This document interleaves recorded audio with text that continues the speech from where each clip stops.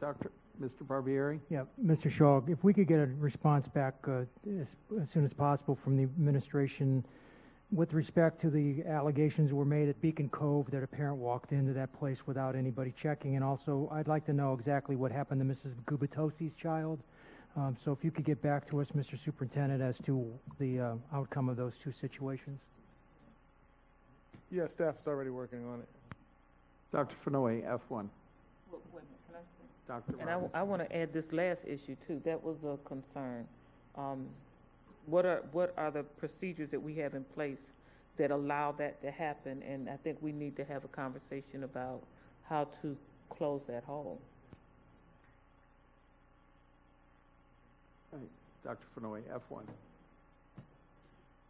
F1, under new business, F1, I recommend the board approve the resolution to hold a referendum to seek voter approval to levy 1.00 mills for operational purposes in non-charter district schools for FY 2020, FY 2021, FY 2022, and FY 2023, and authorize the chairman and superintendent to sign all necessary documents.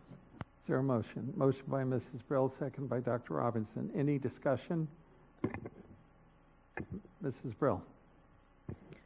Okay, so here are my thoughts, and please indulge me for a few moments. I've given a lot of thought to the different matters involved. As I said before, I'm not a fan of raising taxes, but unfortunately the changes in the world have been brought to our doorstep. We now have to make changes to our schools that just a few years ago were unimaginable. Add to that the mandates handed down by our legislature, making the hiring and retention of teachers incredibly difficult. We have no choice. We need our village, our taxpayers, to help. As stated by some of the speakers, we are not actually raising taxes. We are asking the voters for assistance, and the voters will make the decision. As a mother and a community member, I believe that all children and all teachers deserve equal treatment. At the last meeting, all of us agreed that all public school students, including charter school students, deserve a safe and secure learning environment. To that end, we asked staff to work with the charter schools to craft some type of agreement to assist with security. I trust that effort will continue. The discussion tonight is not whether we are pro-charter schools or anti-charter schools. The discussion is about taxpayer dollars, our fiduciary responsibility to our constituents, and the requirements of Florida statute. No doubt there are ambiguities in the statutes.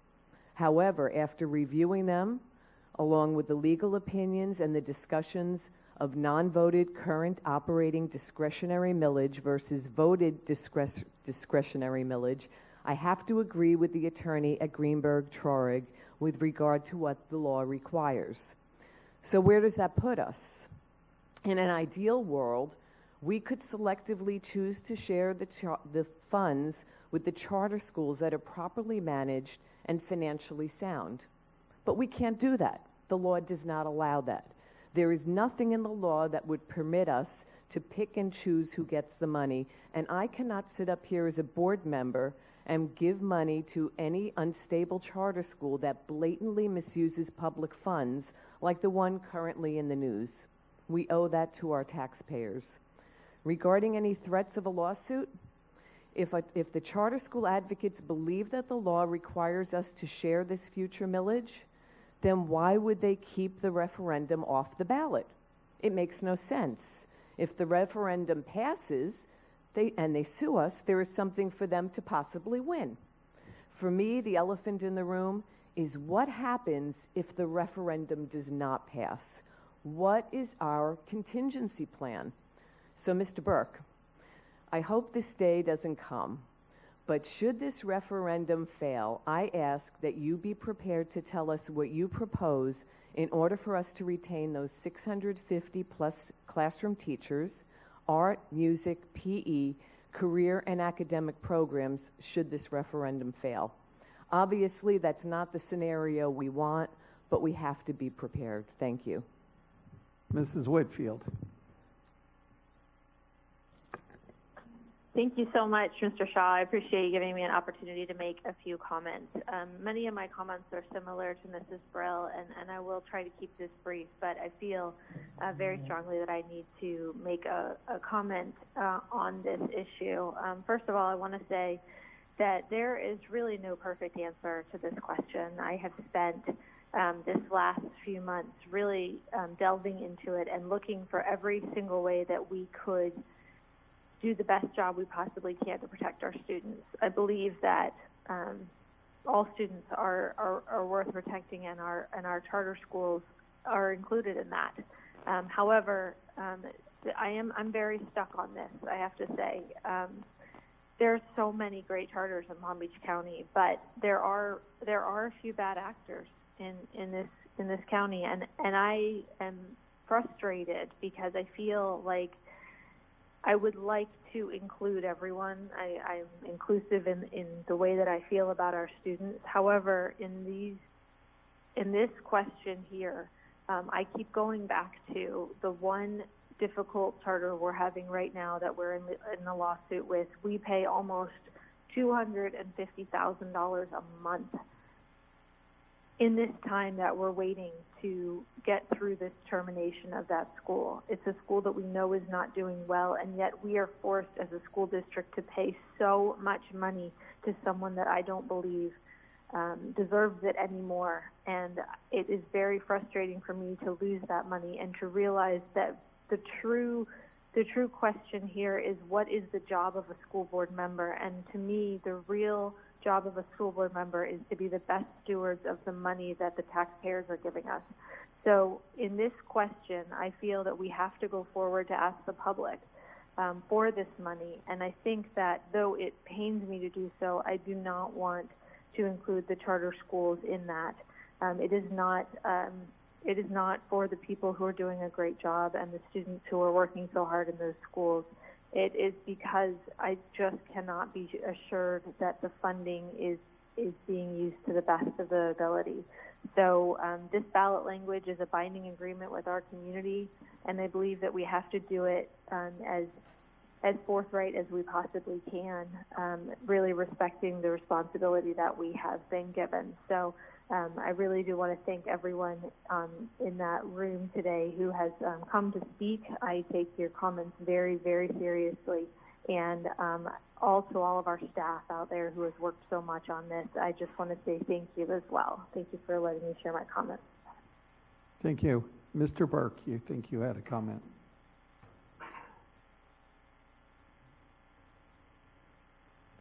Yes, thank you. I just want the board to be clear on the implications and the stakes involved with this referendum as a follow-up to Ms. Brill's question there. If this referendum does not pass, hard times are going to fall on Palm Beach County. This represents $48 million. We would immediately have to start cutting $48 million from the following school year budget, which is the 1920 school year. Teachers represent the biggest part of our budget. This is a list, 8-page list of the teachers funded by the $250,000 that's in place. This list was approved by the Independent Referendum Oversight Committee back in April. So all of these jobs are in jeopardy. You cannot cut $48 million and safeguard these 650 plus teachers in the classroom. We will scour the entire budget. The administration and departments represent a small share of this budget. So I want to be realistic. We are not going to be able to cut this out of department cuts. Any thought of a raise in the foreseeable future will be gone. It will not be possible. So I just want to keep the perspective there. The stakes are incredibly high. If this referendum were to fail, the first thing I do is recommend that we rush back to the voters as fast as legally possible to try to get them to reconsider, because the pain that's felt throughout our schools will be very real, and I think at that point people will regret any failure to vote yes for this if they care about our schools and our kids. Thank you, Mr. Burke. Other questions? Mrs. Andrews? Thank you, and I've heard everyone in here tonight, and truly it is all about the children. But I've spent quite a bit of time with legal, And there's some legal implications in here. I heard Ms. Burrell just a minute ago mention a couple, but I'd like for our general counsel to talk about some of the legal implications of why this ballot language is as it is, which causes us to kind of look at it from this standpoint and possibly move forward. Thank you, Mrs. Andrews, for that question. As you all know, we sought a legal opinion from the law firm of Greenberg Trarg, mainly because they are and have been our financial bond counsel and have been our advisors and our legal representatives in the area of school finance for as far back as I can remember in this district. This is their specialty, this is their strong suit, and this is what this district and this board relies on them for. In seeking that opinion, they issued an over 10-page legal opinion that's very detailed, that describes and analyzes the statutory issues involved in this decision. I will briefly summarize it by saying that the authority of the school board is to issue this tax is found under District School Tax Statute 101.71(9). This is the discretionary additional millage levy that Mrs. Brill referenced. The charter school funding statute found in 1002.3317B lists specifically those funds that the district is to specifically share with charter schools. The Florida legislature expressly limits the funding of students enrolled in a charter school to 3 sources. It does not include the current operating discretionary millage that we are moving forward on in this particular ballot. Therefore, these funds are not included in the required sharing to charter schools under the Florida legislative scheme. This is set forth by the state legislature. This is the law, and this is the law that has been provided to this board for their consideration in making this decision. Thank you. Any other questions? I do need to say something, because this whole issue is so troubling, because I have been and lived in the charter school world, and I know how desperate the needs are. At the same time, it really, really frustrates me, the limitations that we have. And, I heard 2 people say something about we can't pick and choose. Some of this money that we're talking about is being recommended to go for fine arts. We have a lot of charter schools that are virtual charter schools that don't offer any arts programs whatsoever.